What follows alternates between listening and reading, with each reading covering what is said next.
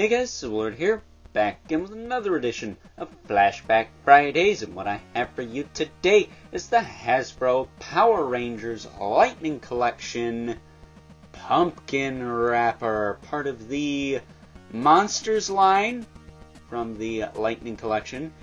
And before we get into the meat and taters of this review, since I no longer have the packaging for this figure, let's first take a look-see at his accessories, which there is a lot, so fasten your seat belts, ladies and germs. We're going to be here for a hot minute. But starting off, he comes with a pair of alt hands, one open hand, one fisted hand, all of which have the in and out hinge. So much to my dismay, his grip hands do not have the appropriate hinge on them, which, you know how I feel about that. He also comes with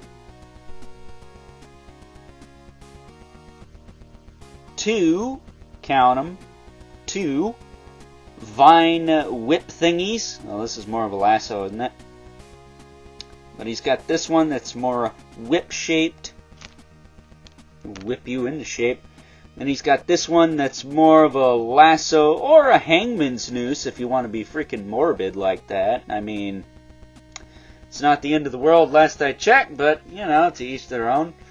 And then he also comes with this crazy swirly twirly tornado effect, which is molded in this nice translucent green plastic here. I love that. I love the effects in this line. They do a great job with the effects in this line.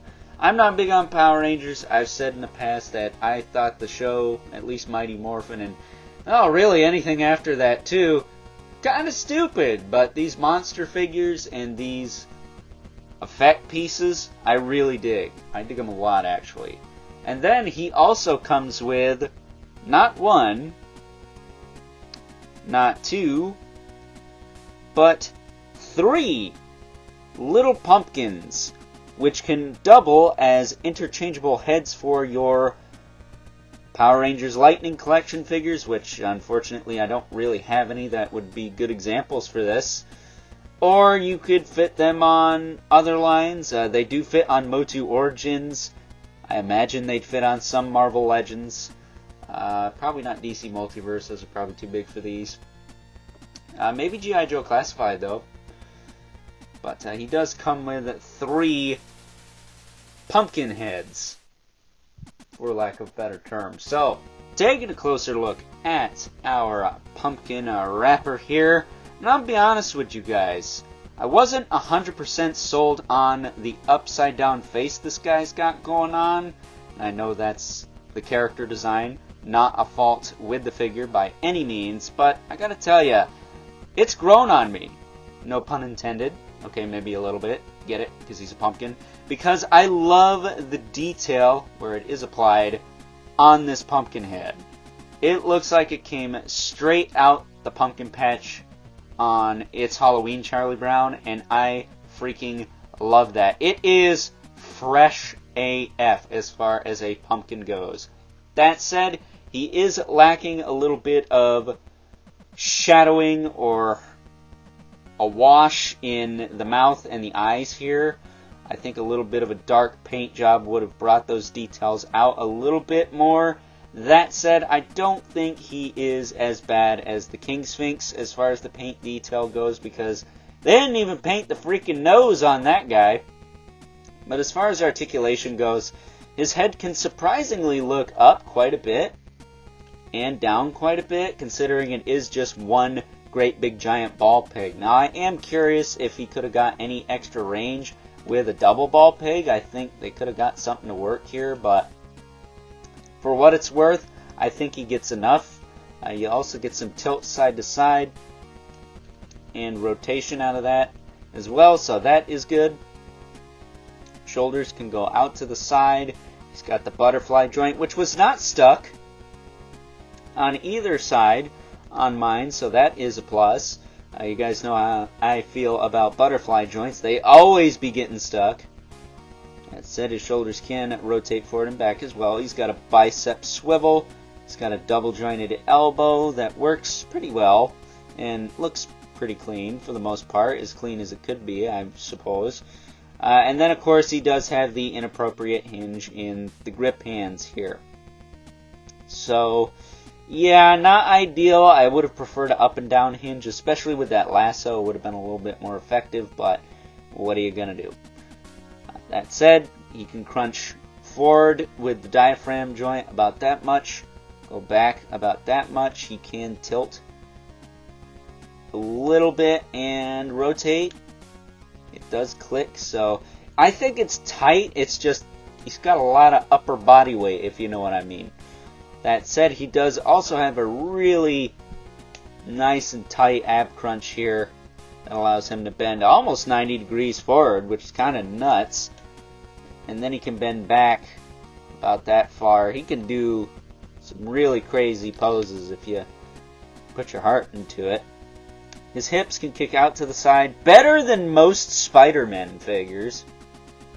And by the way, these are made by Hasbro, so, you know, he not only has a tight ab crunch, working butterfly joints, but he also has hips that kick better than most standard sized figures made by Hasbro. I don't get it. That said, you kick back down, he can kick forward pretty good as well. Not so much back, hindered by his little lack of cakes. Look at that flat ass. That's my ass. I'd like to know how they knew what it looked like to make this figure.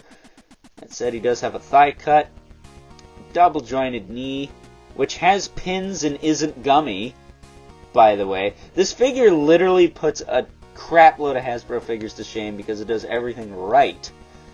It's not that hard. He does have a boot swivel, or boot cut, as well as a hinge in the foot with a rocker joint and peg holes at the bottom of the feet, but look at the size of them stompers. You don't need those. This guy don't need a stand.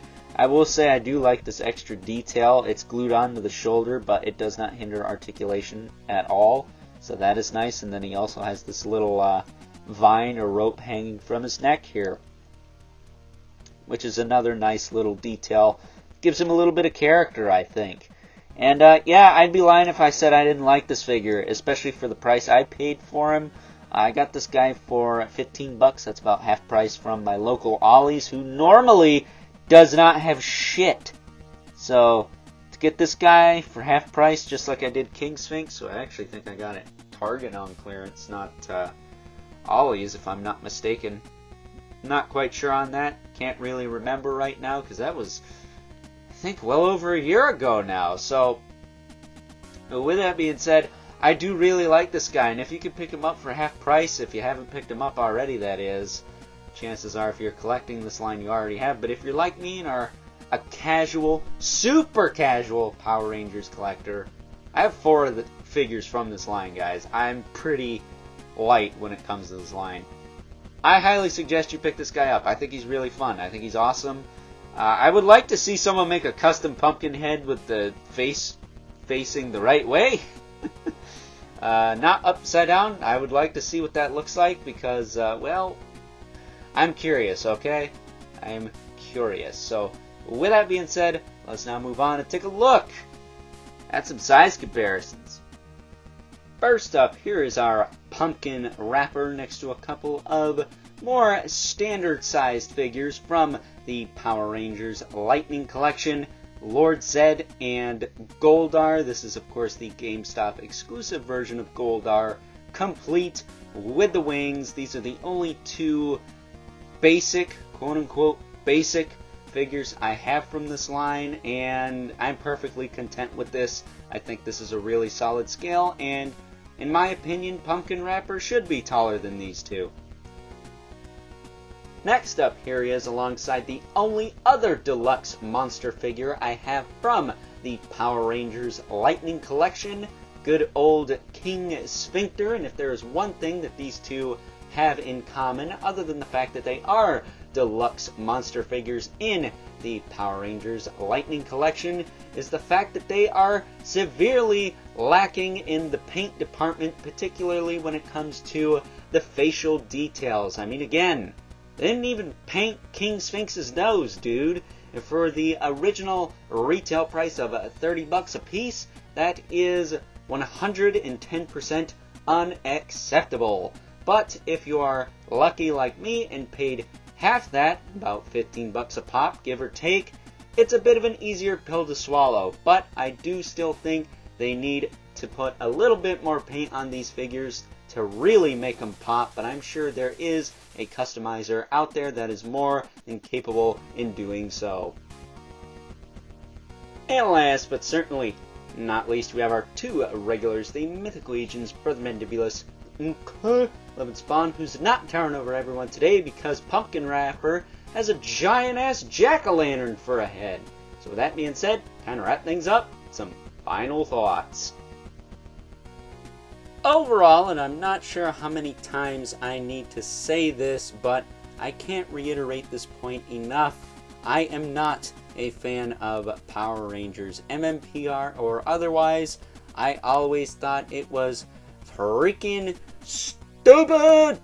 But I cannot deny the fact that they have some really cool and kick-ass looking monster designs, and good old Pumpkin Wrapper here is no exception to that rule, especially if you can get this guy for half price like I did. Again, I found him at Ollie's, but I think he's also about half price on Amazon nowadays. I would highly suggest you check this out, even if you're not into Power Rangers. If you like jack-o'-lantern type characters and are as into Halloween as I am, this is a definite must-have for you and will be a standout in your Halloween display and or collection. So with that being said, I hope you guys enjoyed this week's edition of Flashback Fridays. If you are so inclined, please don't forget to comment, like, subscribe, and hit the bell so you know whenever I upload more reviews like this one. Spoiler alert, this is the last Flashback Fridays until probably November, because I have some very special things planned for October. I can't wait to share it with you guys, but you gotta wait at least one more week before you get any more deets on that. So with that being said, if you haven't already, please hit me up on Instagram at Overlord Productions. But as always, keep the comments civil, because the world sucks enough as it is, especially when King Sphincter's nose ain't painted, damn it. And until next time, I'll catch you guys later.